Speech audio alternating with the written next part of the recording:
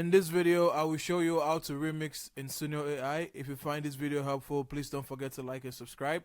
First of all, I want you to log into the Suno web page. And after you're authenticated, I want you to go to the library tab.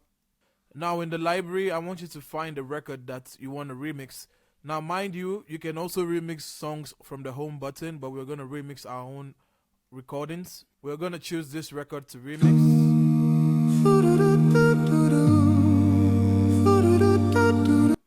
And on the right part of this record, you can see these three buttons. You click it and you see the remix in there.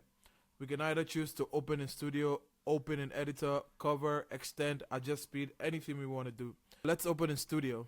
We're going to remix by adding this prompt and we're going to click create. So that's how you remix in Suno AI. If you find this video helpful, please don't forget to like and subscribe. On to the next one. See ya.